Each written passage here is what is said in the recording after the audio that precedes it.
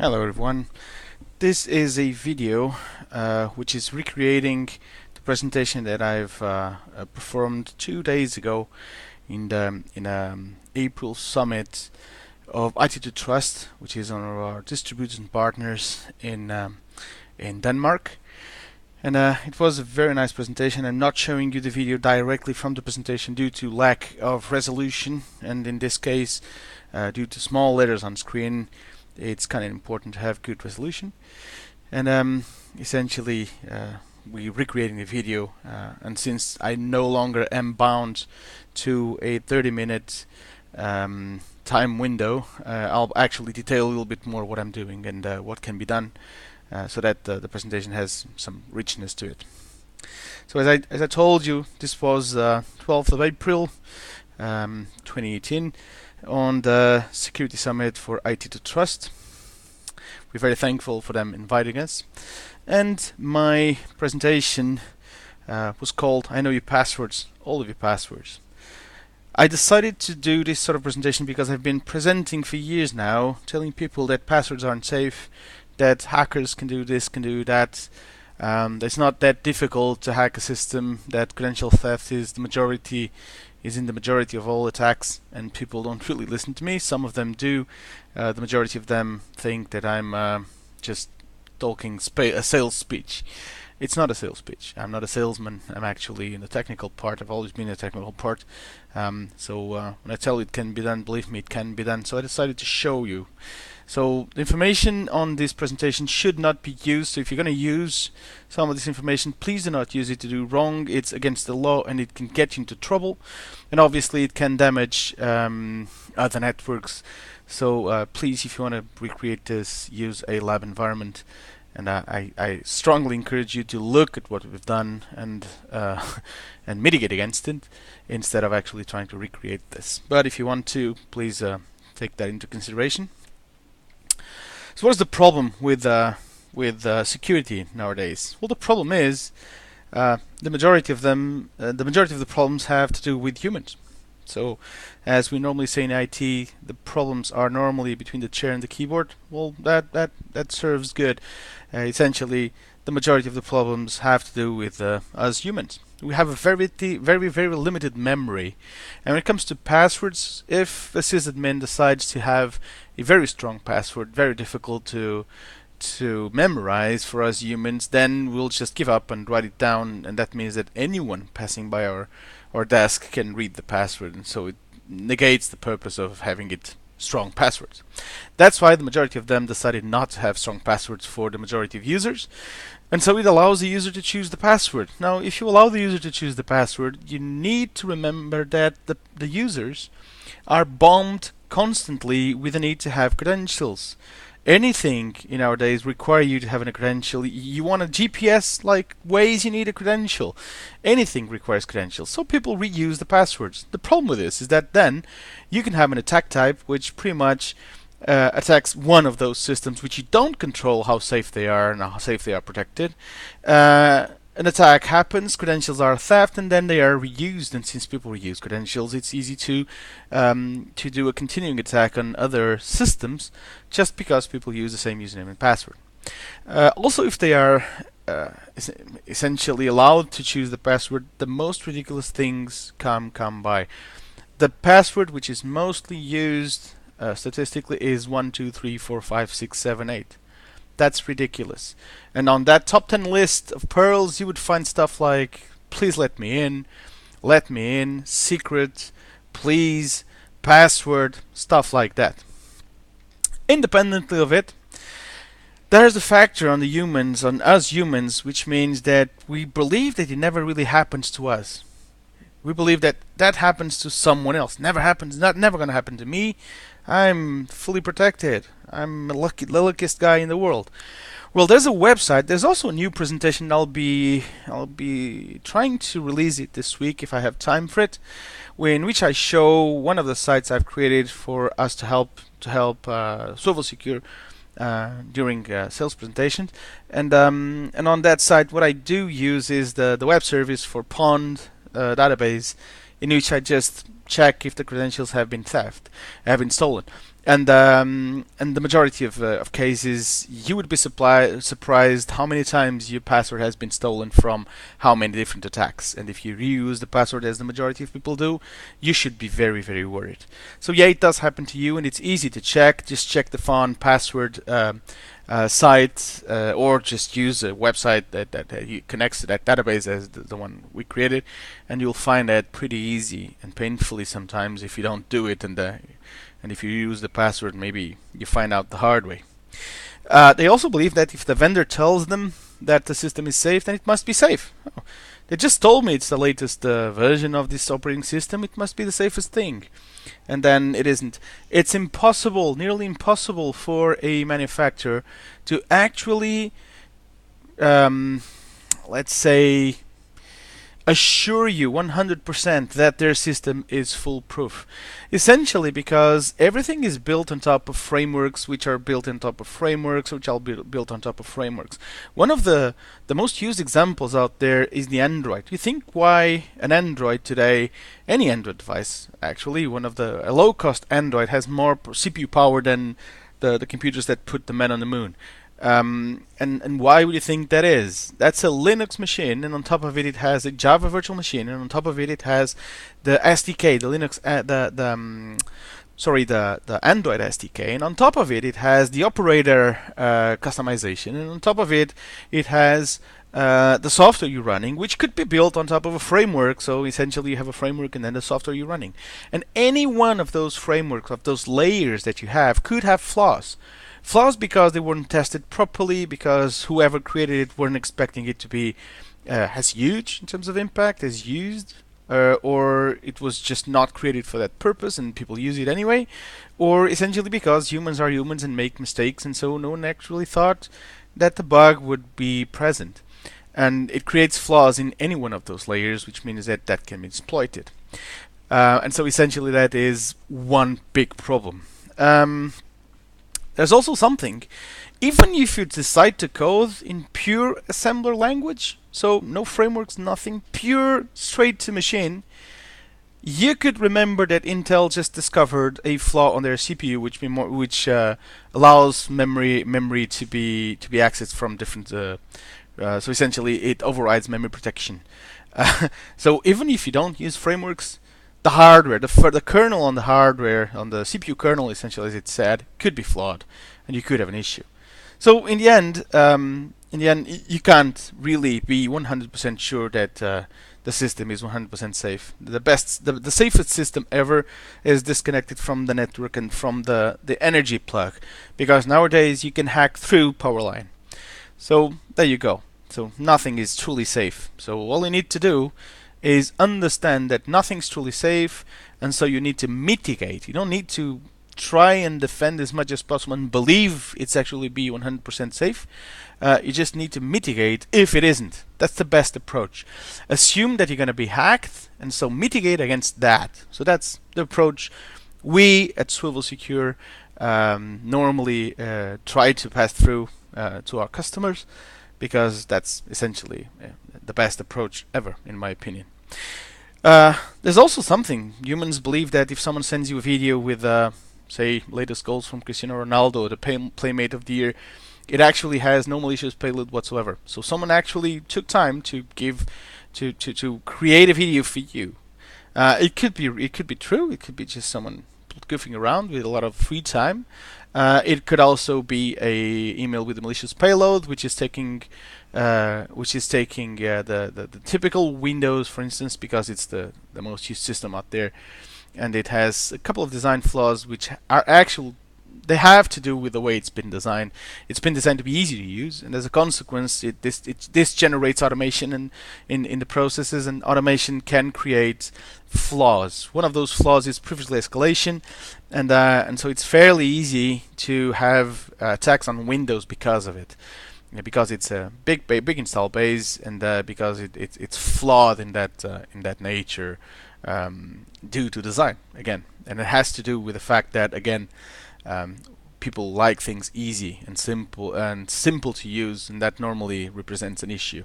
But again, if someone sends you a PowerPoint, probably that PowerPoint has or a a video or something, or an exec file, for sure that's something you need to not open.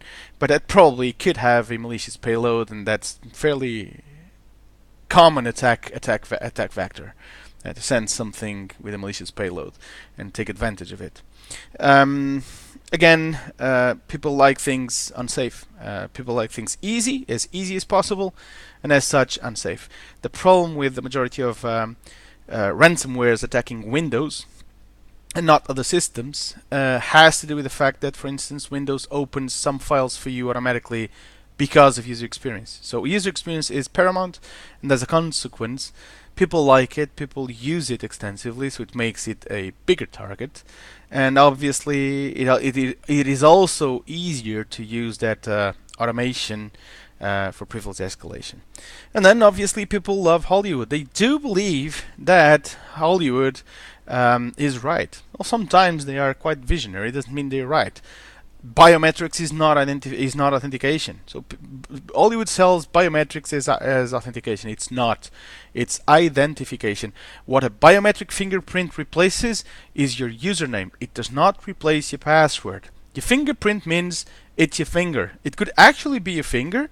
It could be your finger that someone chopped off, and it could also just be a hash representing your finger that was copied from a database or an middle tag, and that's being reused, and it's not really a finger. So what biometrics does is replace your username. It does not replace your password.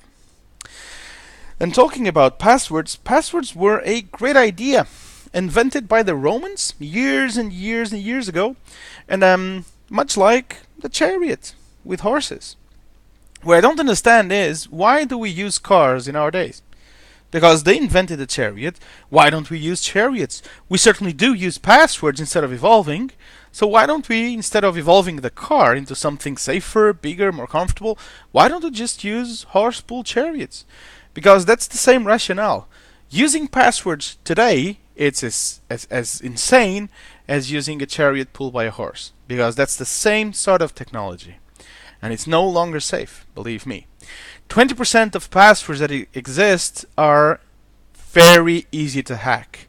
And when I say hack, I'm not talking about man-in-the-middle communication. I'm not talking about decrypted. I'm talking about brute forcing a password. Brute forcing 20% of passwords is fairly easy, something you do within minutes. 60% are of moderate difficulty to hack, which means that the computer will chew on it for some hours. And I mean hours, not days. Then 20% are really hard. Those that are really hard will be the ones that people don't want to remember, because they are really hard to remember too. And that would be the problem. Now, I obviously could show you a couple of tricks to have a very strong password, but in a manner which is easy to remember and safer to use. But honestly, I would be fooling you, because independently of how difficult a password is, it will still be static. So a password, even if you change it every 11 days, is static for 264 hours. That's 15,840 minutes. It's an age. If you take a look at a man-in-the-middle attack with a replay attack in our days, which is able to fool a non-true two-factor authentication software. So you remember those softwares out there which are free? You can then just download the app and it's free, or you buy a license for something else and they award it for free. Well, there's a reason it's free. It's because it's not really good.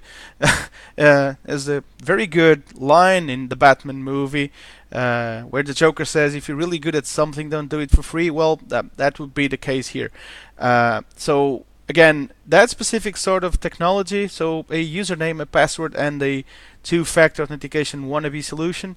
If you hack it with the man-in-the-middle, and you replay within the 40-second window that that solution provides, you'll be able to hack into the system and gain access parallel to the actual user which you're hacking.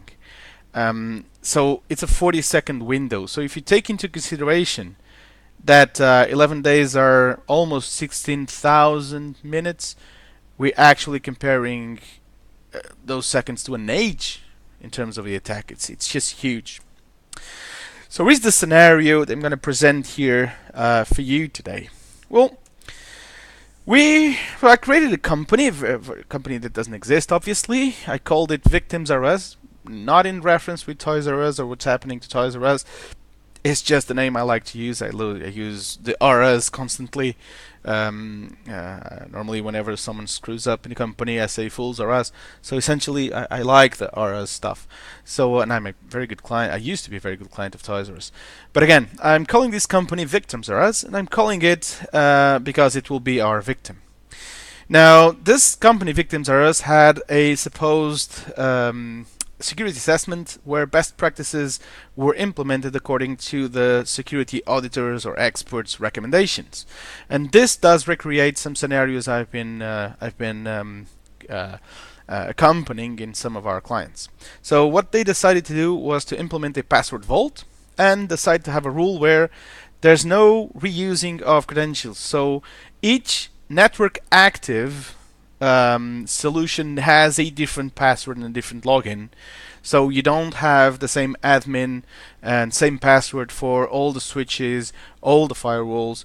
That doesn't happen. Each one has an independent one, and they all go into the vault, and they are all generated by a complex password. So lower and upper cases, special characters, more than 8 characters essentially. And there you go. That's so-called a good practice. Doesn't really help, but as I'm going to show, but that's a good practice. That company uses the latest OS from its preferred vendor, and they buy a password vault from a reputable software house, and that supports database encryption. And then they decide to remove the single sign-on from the operating system password vault software. So if you hack into the machine, you can't gain access to the vault itself. You need to know the password. You cannot just jump from one machine to the vault. Same thing happens if someone leaves the machine unlocked. You cannot take advantage of it. So that's a good practice recommendation. So this will be the scenario. Essentially what I have, this is my nomadic demonstration. So what I use is a pfSense firewall, which I absolutely adore. I love it. Very good. And normally when I'm somewhere in the hotel or at home or at the office, I have the other network, which I call perimeter firewall and the perimeter network. Now, internal network would have a Wi-Fi. It will have the switches, the clients, and obviously a server, which will be the Windows 2016 server, latest version. And obviously I decided to use a vault for the password vault, as I told you. In this case I used the Manage Engine Password Manager Pro. That's pretty good. I use this not because there's flaws in it. I'm not going to attack that software. I'm going to attack the solution as it is. I'm not going to attack that software. Actually, I pretty much like the software and recommend the software. A lot of our clients use it. I just recommend it use it properly, as I will present in the end. So what will be our attack vector or attack workflow, if you want? We'll start the attack, and then typically you need to hack into the LAN, so you need to get on the network. In order to get on the network, there's several methods, and I'm not going to cover them, but I would start with trying to steal some credentials and go through the VPN, go through the front door. That's where no one is going to try to stop you, because people are supposed to go in through the VPN. So that would be my prime vector there. The other option would be to send a malicious payload on email. Someone will certainly open it. Normally I would recommend you to diversify, so part of it for the ladies and part of it for the gentlemen. And as the better you are capturing each, the best. So in some cases I would actually recommend you to send some an email containing some leaked photos of some supermodel on vacation on the beach. That normally catches the attention of people. The other option would be a compromised bring your own device. So some Android or some iOS device which has been hacked. You just wait for it to go on the network, and when it gets on the network, there you go. You beam into it. You can also go Wi-Fi hacking. For instance, if they haven't patched recently, you can even rekey any negotiation to the network and essentially hack the Wi-Fi pretty easy. Or you go find service vulnerabilities. There's a bunch of them certainly, or a service backdoor, particularly if you're using a solution from one particular competitor of ours. It will be pretty easy. And there you go. And so in the end, you will get access to the network, and once you get on the network, you need to find the server. There's several methods to do so. You can nmap the entire network, but that's kind of noisy. So if you want to be perfectly stealth, you would use just a Wireshark and try to get a package from a server or to a server, and then you identify the server, and then you nmap the server and find out if port 445, which would be the Samba port, is open. And if that's open, that means there's a file share, and if the printer share, there's an attack vector like that, which is the one we're going to use. Now obviously you go and hack the server. Once you hack the server, you gain root access to the server, and then you hack the password vault. Now the moment you hack the password vault, you can side move because you have the entire network on your hand. And side move is essentially then jumping into attacking the firewall, attacking the VPN, attacking the database, attacking anything else you want. And in the end, being a malicious hacker, pretty bad boy, so you would essentially have that malicious laugh that you were pretty used to on the movies, right? So in this presentation, we will be focusing on this part, and eventually, okay, maybe this malicious laugh too. The idea was to essentially create some comedy part of the presentation for the audience. That didn't really work out, but we'll talk about that later. So what I'm going to do is put my Kali to work on inside a network, so directly connected to the network. So I'm not focusing into how to get into the network. I'll leave that for a different video. And what are the preparations? So preparations would be to have a Kali Linux ready. I'm going to exploit the Eternal Blue. There are other exploit vectors out there. I decided to use the Eternal Blue because it's probably been patched right now, so this information is useful for a lab, not for a real attack, I hope. So that's why I went for this, but there are certainly other vectors of attack out there that one can use if one is so inclined. And obviously there's the fat rat to create a remote access tool. And then obviously the so very used Metasploit framework, an excellent tool. And essentially, most of those scripting going on will be in Python and PowerShell. PowerShell will be taken care of by the fat rat, and the Python is from the Eternal Blue scripts. So you need a Python editor and nmap to essentially scan the network. Now the attack itself. The attack itself will start by me creating a listener, a handler on my Metasploit. By doing so, and in this case I chose a port which actually works pretty good, and there's actually an example video online with the same ports. I think that's a perfect solution, but you can use pretty much any port which is available. But what I'm going to do is create a reverse callback on my machine, so keep waiting for my victim to connect and then issue command remotely. And then I'm going to create a rat specific for this attack on this machine, which will call back to my machine.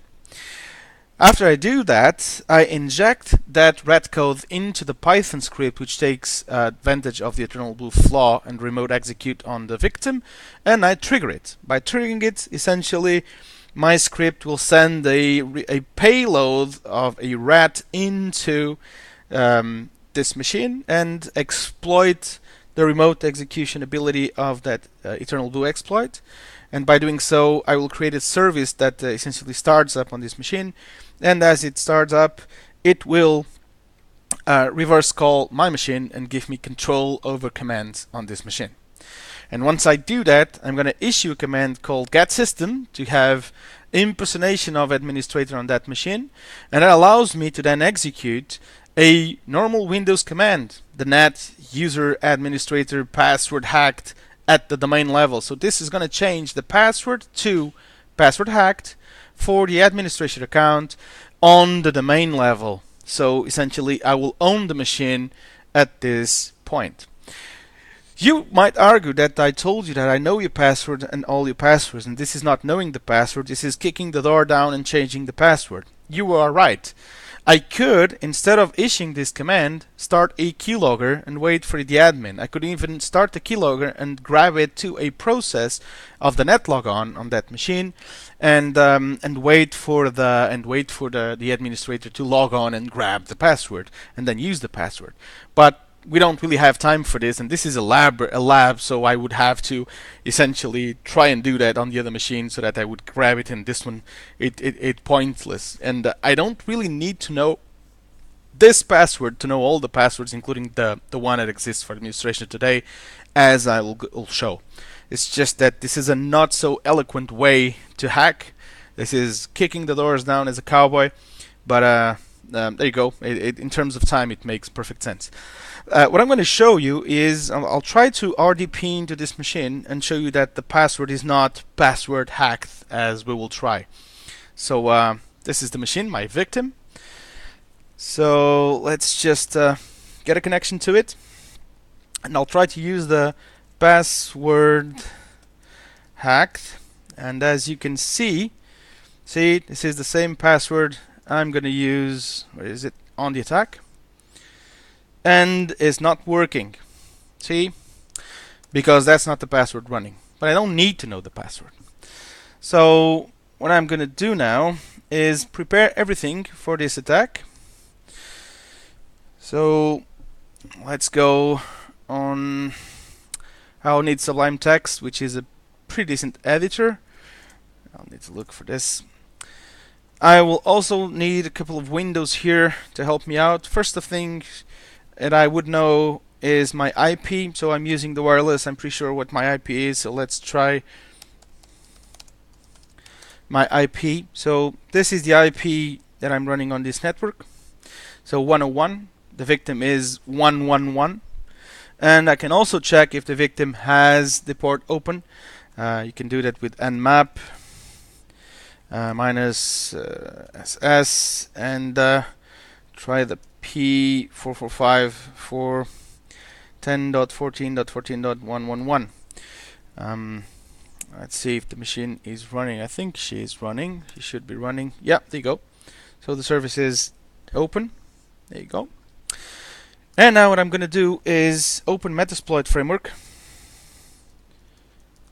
It will take some time to boot. The same thing with FatRat. It will take some time to boot, so I'm going to request it right now. There you go. And while it does, there we go. There we go. So I'm going to use a handler, which is the multi-handler of incoming connections. And with this multi-handler, I'm going to set it up and bind it to my IP, so the IP I'm running on this machine. So let's go and set my set my local host to 10.14.14.101, and I'm setting the port. Again, it could be anything. I'm using 444 as the other example, which is a pretty good port. There you go. So everything is set. I can exploit any moment now. Not going to do it immediately, but I will do it in a moment. So now what I'm going to do is create the backdoor for this. I'm going to create a backdoor using the FUD backdoor there. So option 6, I'm going to create a backdoor. That backdoor will be a PowerShell command. So on the privilege escalation and remote code execution that's going to happen on the other one, I'm going to execute a PowerShell command, which will call back to this machine, which will be waiting here in the Metasploit framework. So I will call my IP address on the port I've just chosen, and the output file for this threat will be attack. For instance, it's a good name. And I'm going to use the Windows interpreter to reverse TCP call. So this multi-handler handles more than this, but this seems to work fine, so just going to use it. Well, there you go. This is the rat being generated, and the rat is ready. And so let's take a look at the file I just decided to create, which should be on the output directory. There you go, attack.bat. Let's edit this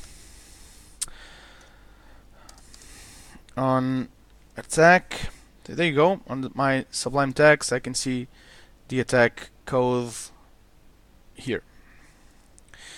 So meanwhile, I've also downloaded those Perl scripts that allow me to take advantage of the attack, and I've prepared them with a template. So what I'm going to do is edit that template file, which is the Python code for the attack. Let's minimize this right now. And this Python code for the attack has a bunch of things, and in one of this, there's where it actually is able to inject a command for remote code execution attack. And that's what I'm going to find. So I've added a to be defined, there you go, TBD there. And what I'm going to do is copy this. So select Control Alt, select all, Control Copy. And I'm going to replace this to be defined with the actual PowerShell code that creates the rat. And now I have a Python script ready to attack. So I'm going to save this as go hack, a good name for it. And now what I'm going to do is essentially start the attack. So I'll exploit on Metasploit. Meanwhile, I'm going to issue Python go hack on victim 10.14.14.111 on the spool service. This is ready, it's expecting a connection, so let's perform the attack. Here you go, it connected to the machine, it attacked, and it's calling back. Which means that I now have access to that machine to issue commands. Now the command I'm going to do is, as I told you, a get system. As I do a get system, I'm impersonating administrator. Let's see if it's successful. It's chewing on it. But need to be patient while hacking. Some things don't go wrong, some things don't go right, some things do. There you go. Got system. So I now am able to issue an execute command, interactive for, and let's create the command, the Windows command we want to execute. So net user administrator. The password I want is, as I told you, password hacked / the main level. And there you go. Successfully completed the command. So let's see if I now can enter this. Let's minimize, I don't need this. Let's see if I now can successfully access this machine. So let's go. It's going to ask me for the password. I'm going to enter password hacked. Let's see if it's properly typed. There you go. Password hacked. The same I've just injected into the admin account. And voila. I'm on the computer. So I'm on the computer, and obviously any administrator that needs to now log into the machine will know that something's wrong. Because I didn't use their password, I just kicked the door down, as I say, and changed the password. But we'll take care of that in a minute. What I now want to hack is, as I've told you, the password vault. So let's go into the PnP web console. There you go. This is the typical certificate error that we use to know on self-signed certificates. And you know, it's administrator and the password I just hacked. Password hacked. So now I am into this. And before anyone starts thinking something fun is happening because the admin is not being able to log on to this domain, because this is domain-wise, I can just go on the resources and go on internal servers. I'll find the primary domain controller, the one I've just attacked, and let's get the password for admin. Oh, there you go. That was the password, the original password. Okay, so let's quickly change it back. So now that we know it, so I've actually fulfilled my first line. I know your password. So now I know your password. Now I'm going to fulfill the remaining lines for my presentation title, and that is all of them. So let's say this company has a firewall in the VPN, and I cannot hack the credentials on the VPN because they use a certificate. Okay, so let's go on. So let's see which kind of firewall there is. Default group should find something. There you go, firewall here. Okay, let's go on this firewall. You can obviously access the data around this firewall, but I'm going to tell you what it is. It's the last computer on the network. So let's just go there and go on 10.14.14.256, and we are on the login for this firewall. Login page, there you go, my pfSense. And what is the password for this? This is account admin, and password is lockbox. Okay, let's hack it then. Admin and lockbox. Haha. So now I could just go here, certificate manager, and I could create my own certificate. There's a certificate here for me already. There you go. But I could create the certificate for the hacker. And that certificate could be downloaded and used on the VPN access. I could also obviously create a username for the hacker, which doesn't exist yet. We would need to create, but we can create it. And I could open ports on the firewall. I could reverse NAT. I could do pretty much whatever I want. This is mine now. I've hacked into it. And I talk about hacking into this active, but I could hack into many other actives. I could want a way back in which is not via the firewall. I could just want to hack via wireless while I'm drinking a coffee next door. So why not going into internal wireless? Here we go, access point. There's the name for it, and the account to actually manage it is lockbox2. There you go, creatively. But the wireless password is, super safe password. Is actually pretty super safe. See how many characters there are? This means that there are millions of years of processing to actually hack this by brute force. So it's actually pretty safe password. Doesn't mean it's actually safe because it's static. I now have it. I can do whatever I want with it. And that's the problem with passwords, as I've been telling you for years now, but at least for you that are listening from the beginning of this presentation. So there you go. I own this. I can do whatever I want with this. So continuing with our presentation, let's minimize this window a bit. I can now, I've just RDP'd, so I've done this, and I can now do the side move. So what is the side move? I can create a user on the Active Directory. This is a AD machine.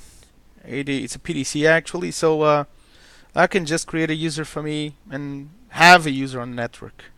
I could jump into other servers, change data on the databases. I could go on network switches, on routers, on sniffers, on ACLs. I could change anything because I have access to the vault, the password vault.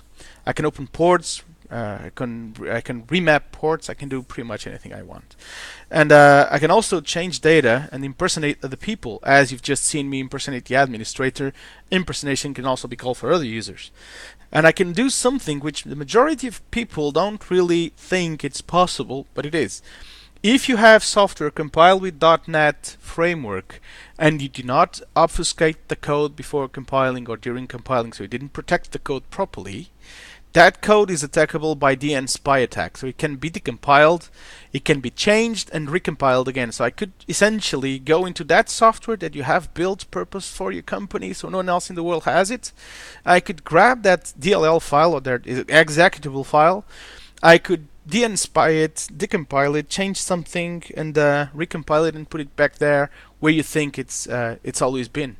And it keeps doing what you asked, but every now and then it does something I want. It could be me changing data, it could be me stealing data, it could be me stealing money.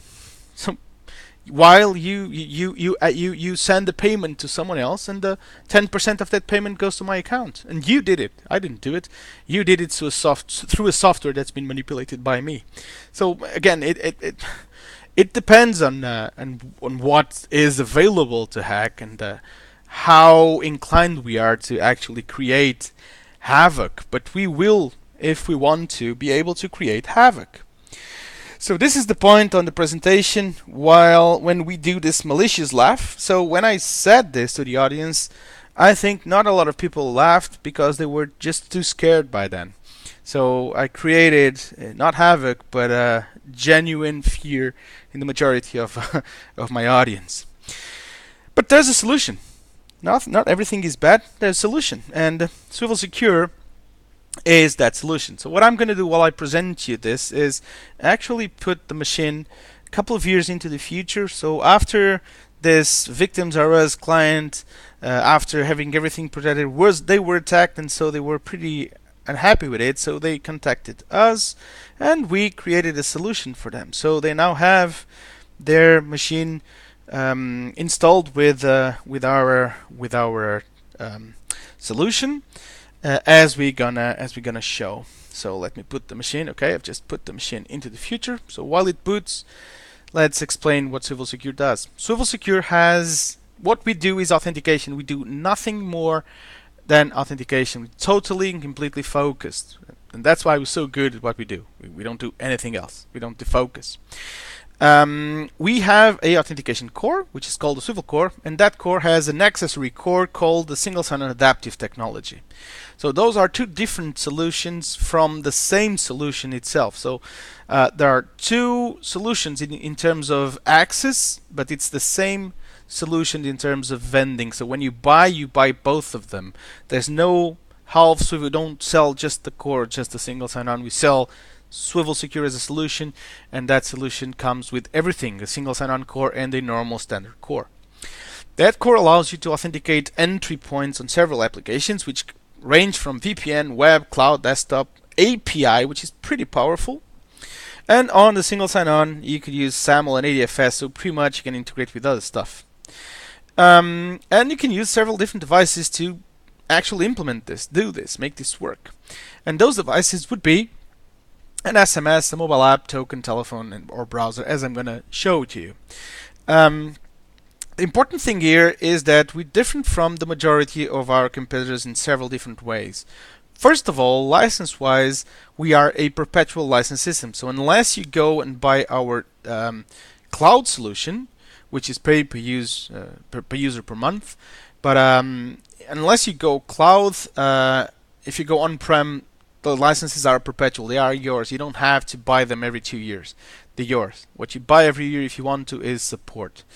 The other thing which makes us different than the other ones is that there's no gold license or silver license. There's one license, that's it. It allows you to have any entry point, as many entry points as you want, at the same time if you want to, with using any technology for authentication that you want. There's no special license. It's just one license. And again, if I'm using this to enter through VPN or desktop, or both of them, I only need one license for my user. I don't need a license for the entry point VPN and another one for the entry point desktop.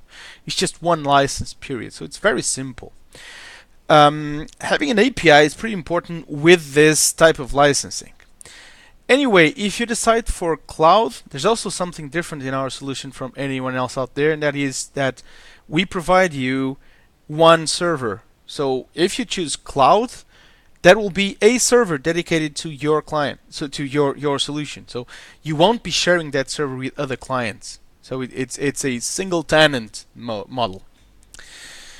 So what solutions do we have? Well, we support several levels of authentication, and we can start with level 1. Level 1 is the easiest of all. Very easy. It's not the safest method in the world, but it's the easiest method in the world. It's the method you choose for very simple things. Wi-Fi access would be one of them, for instance, access to a user portal, something like that. Essentially, you log into your portal with username and password, and then you get a push message on your phone to which you reply yes or no to authenticate. And we can do this with a phone call to the phone itself, and you reply via DTMF with the correct character. So even if you don't have a smartphone, you can implement this. Then we also support level 2. Level 2 is the typical token world where everyone else out there lives. We can send an SMS as the others can, which you just copy the OTC and authenticate with it. We could use the mobile app to have up to 99 codes offline, so even if you're in a bunker, you don't have network coverage, but you can still authenticate using the phone because 99 tokens are cached. You can also use that phone in an oath mode, so it generates a new token every 60 seconds, but unlike other free options out there, this actually is one-time so you don't get to use that 40-second window to do the man-in-the-middle replay attack on this. And obviously, you can also use the key, so the key fob sort of token that we also support, and our credit card type token. So essentially, it has the same dimensions as a credit card, but it has an intelligent core, so you can click a button and it generates a number for you, which shows in the digital ink display embedded into the card itself. That card was built for banking purposes, but can also be used for building access.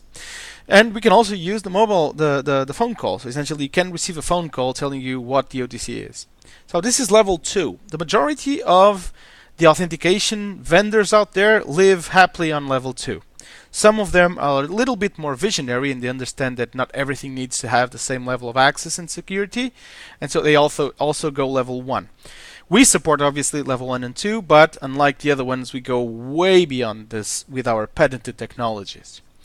Level 2.5 is the same thing as level 2, it's just pin protected. So if I steal this token or the mobile phone, or if I attack the mobile phone and grab the SMS, which is something easier to do than most people think, I can grab the OTC and it's unsafe. But if the card will not show you the one-time code until you unlock it with the PIN, then it's a safer method. So it's my 2.5 definition.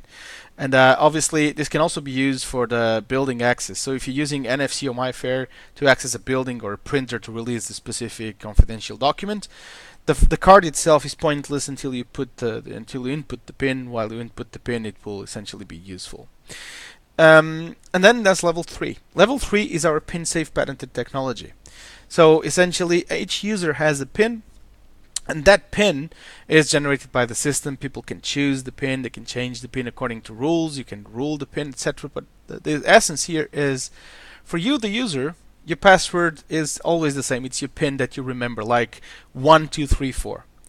But then anytime you try to connect, every time you try to connect, being successful or not in that connection, there's a randomization happening and the code changes. And that code is sent to you on screen. So something like you can see here in this image. And this is a randomization. So what you need to reply as your OTC is the positions of this randomization which correspond to your PIN. So if your PIN is 1, 2, 3, 4, in this case your reply would be 7, 3, 2, 1. And again, the next time you try, this changes and you reply whatever shows in the first 4 positions here. And so for the user, the PIN is always the same. It's easy to remember. It can even be their credit card PIN so they don't forget. But for authentication purposes, it keeps changing. It's never the same, so it's pretty safe. Even if someone attacks this with a man-in-the-middle or a keylogger, it will be pointless, because next time they try, the replay attack will fail because the server is already expecting something else, because it randomizes per request. Level 4 is essential as adding our PIN-safe patented technology onto the, I already told you, unsafe SMS, for instance, or the mobile app. Someone steals me a mobile app on level 2, they have 99 tokens to access the system, plus all the info I already have on the phone, which is pretty much confidential in the majority of cases. But if you do it on level 4, those are protected by PIN-safe. So there's nothing you can do. You have what you see on screen is a string which you don't understand, and you cannot decipher without the PIN, and the PIN exists in the head of the owner. Same thing with the SMS. You attack the SMS, you grab the SMS, but what are you going to do with the SMS if you don't have the PIN to decipher it? Nothing. And level 5 is our special banking card, which uses Bluetooth technology. And what it does is it connects to the app, and the app itself is protected by PIN-safe. And so essentially this is used for private banking and essentially very important clients on private banking solutions. Because in order to hack this, you would have to hack username and password for the net banking. That's fairly easy to do. But then you would need to steal the phone, or at least have access to the phone. But once you have access to the phone and you trigger up the app that connects to the card, and the card needs to be in the proximity of the phone, it needs to be this phone and this card.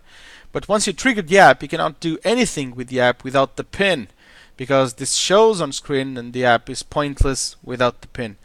Then you input the proper PIN, then you need to have this card next to it so you can send data to to the token on the card, and the token replies back with the token itself, the number that you need to input. So it's a pretty safe system. That's why I call it level 5. There's 3 points to attack, which are extremely difficult to do, and they involve physical location to attack actually. So in this case, it would be easier to just pull a gun to someone's head and ask them to do the stuff for you. Avoiding the overcook. What is the overcook? Well, it's the complexity. So people don't like complexity, and in every project in terms of authentication, you will have resistance from your users, and that's the problem. Well, we know that, we are sensitive to it, so we created our single sign-on portal. So the other core I just told you. That other core allows you to publish a bunch of applications on a simple customizable page, and those applications will essentially have an intelligent core working behind it. So how does this core work? Well, we'll create a score balance essentially of points between the user and what it's accessing. So you define that, for instance, to access your Office 365 on your company, you need 100 points. And Google Apps 60 points, Salesforce 160 points, VPN 200 points. That's an example here. But then, depending on where the communication comes from, when it comes from, so a bunch of factors which are called rules, you can give points or remove points to the user. In this case, if it's coming from the LAN, you're giving 50 points of trust. But if it comes from Pakistan, if you don't have anyone in Pakistan and you're getting entries into your VPN from Pakistan, you can give minus 100 points because you have no one there. It makes no sense at all. So it's probably an attack. And then depending on how many points you have and the points you need to access, the system will eventually allow you through or require you to authenticate to gain extra points, and you gain them through authentication factors. Now, the authentication factors you see here are just examples. All the authentication factors and possibilities of configurations I've shown you before are available. So everything I've shown you so far on those levels is available here. So this is just a small example to fit on screen. And also in terms of rules, there's a bunch of rules. One of those is a very powerful rule called the compound rule, which allows you to glue 2 rules together and make stuff with logic. Stuff like if it's coming from the internal LAN IP and it's a user from the internal users group and it's the normal working time of day at the office, then give 50 points. Stuff like that. But for the sake of the example, let's just say that I'm accessing Office 365 from the office using my laptop at the office, physical location, and my username and password. So what I have is from communication from the office, from the LAN, 50 points. It's a managed device, so there's a certificate on my machine which the system recognizes, so managed company device, and I've just used username and password to log into Windows, so I have now 10 points. So 50 plus 40 plus 10 gives you 100 points. Those 100 points are the ones that the system requires you to access 365, and once you try to access, it allows you through to access 365 in single sign-on way. It doesn't even bother you because there's no risk there. Now you close the lid on the laptop and you go home and you attempt exactly the same thing. You will no longer be on a LAN. Consequently, you'll have 0 points here, and then you have, it's the same laptop, it's the same cache credential, so you have only 50 points. So when you try to access, the system tells you you don't have enough points. So it redirects you to a page so that you authenticate, and once you authenticate in this page, in this case it would choose a method that gives you at least the 50 points you need. It would be the mobile app. You will have 140 points, and with those 140 points you can access Office 365. And if you try to jump into Google Apps, it will single sign you on because you have enough points. And if you try to jump to Salesforce, it will stop you because 140 points are lacking 20 points to access Salesforce. You would need to have another method of authentication to allow you those 20 points you don't have yet, and so on. So this is how it works, and the idea is to only really bother the user when you need to, but if you need to, you do bother the user independently of they liking it or not, because it's not safe, period. And this is the idea behind risk-based adaptive authentication. So now, SwivelSecure to the rescue of our victims RS company. So we can integrate SwivelSecure Auth Control Sentry on the VPN entry point. So even if someone steals the credentials for me and steals username and password, once they access the system, there's a second factor authentication there, which won't allow it to access the system properly. Same thing on the Wi-Fi. Someone tries Wi-Fi hacking, even rekeying and stuff like that. Well, every time you try to access the system, it generates a new password for you. So everything changes. So it's pointless.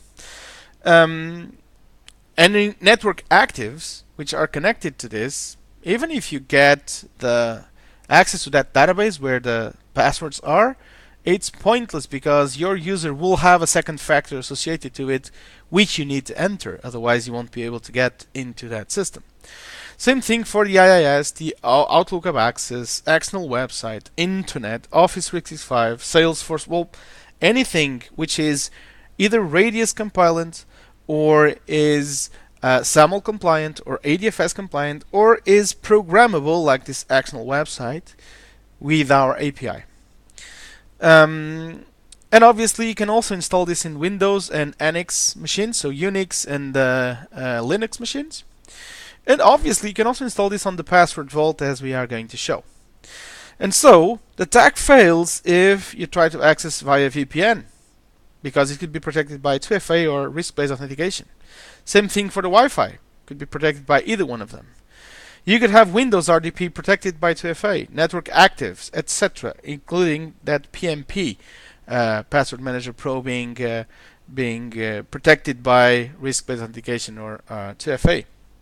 And essentially, you would have a connection to Swivel Core in any one of those machines. And you know what? The most difficult part of this scenario would not be to actually implement SwivelSecure in this. It will be to change the name of this company and this domain from something different that victims are as, because once you have SwivelSecure, you're no longer the victim. And so I can show you this actually functioning.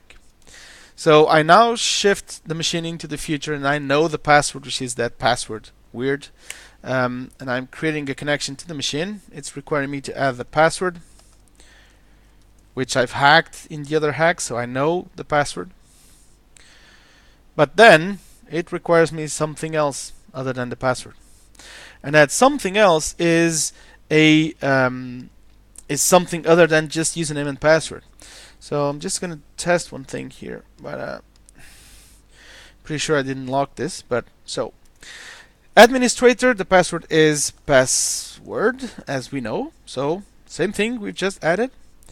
And then show Turing image. And as I've told you, this Turing image has to have a pin to decipher it. So I'm telling you that for demonstration purposes, the admin password, the admin pin is 1234. So this will be XOFR.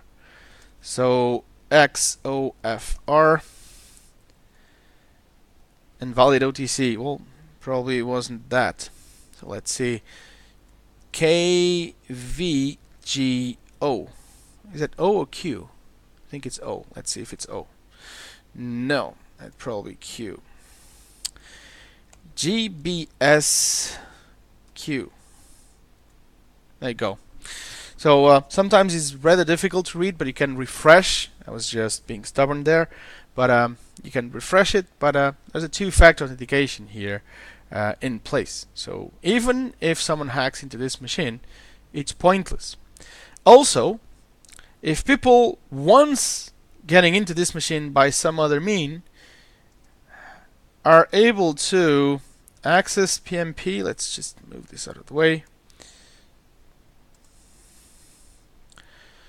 What happens is that I've installed PMP with our Sentry single sign-on adaptive technology. So while I access this, it's going to get redirected to our Sentry single sign-on. See? So now you need to add the name. Let's put administrator in it. And it's chosen, giving the location, etc., etc., me to use, again, my PIN. So you know my PIN is 1234. So in this case, I'd add to have GJWZ and log in. and now it allows me to log in. And obviously I could add all those rules. In some cases ask for password, some cases ask for two-factor authentication, some cases don't even allow to. But that's the whole idea. And this could go on and on and on. For instance, when it comes to my, let's go for the firewall again. So you remember the firewall I've just attacked earlier. It would be admin and password will be lockbox. And then I can go there and say on user manager that I'm going to use authentication service that's already configured the SwivelCore via Radius. See? And what I'm going to do is tell the system not to use the local database but to use the SwivelCore. I'm going to save this. Did I save it? Looks like I did. Let's log out. So essentially what I'm going to do now is log into this. Obviously I use administrator now, and I can create a image from this taskbar tool that it's freely available from SwivelSecure.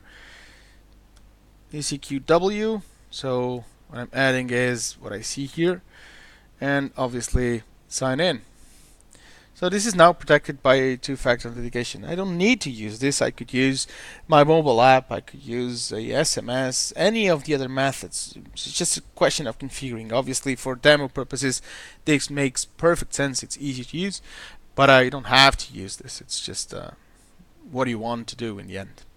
And obviously the same thing could be done with the so very sensitive and easy to hack, unfortunately, wireless. So if we go into the wireless, let's go, there you go, my demo wireless, and you can always on the wireless settings, and this is a normal standard, as you can see it's a off-the-shelf wireless router and it supports Radius. So you can put it to WPO Enterprise and throw it to the Radius server, set the proper secret, not this one obviously, and then accessing your wireless could be, say, using push message, it could be using any one of the methods that we have. So even if people try to go through a pretty much inexpensive, let's say, wireless solution, you could have it pretty safe just using SwivelSecure. So the list goes on and on and on, and we essentially can go through all our integrations. If you go into kb.swivelsecure.com, either for core integrations or single sign-on. So the first option is core, pure core Radius integrations. Second one is single sign-on adaptive authentication. So I'm going to open this in one window, this in the other one. So single sign-on adaptive authentication, you have several examples here which you can use. For instance, say Office 365, which will be via ADFS. There you go, full examples on how to configure, what to configure, and where you need to configure it to have this working. So step by step. And obviously, if you want to take a look at the Radius install page, you look at integrations, and you can see a bunch of vendors here, and on the vendor you can then drill down to a solution. You can go, for instance, and say that you fancy, I have exampled several, so let's go, I don't know, what's the majority? Well, I have a lot of people using Juniper. A lot of people using Juniper, but that's now called Pulse. So where is it? Juniper. It's right here. And there you go. So I have several examples of Juniper, including this one. And step by step, change this, change that, click this, click that, and then boom, it's working. All the configurations and all the possible solutions. This was actually our old VPN, which we used with Juniper, for instance. There you go. So solution exists, so there's no need to take risks by having things protected by static credentials. Anything else, we're here to help you, so contact us at Swivel. My name is Manuel Ribeiro. My email is mribeiro. I'm publishing this from my own LinkedIn page, so you can always get in touch with SwivelSecure, any one of my colleagues or me, and we're here to help you. I'll probably be publishing some of the videos around this subject. Thank you very much.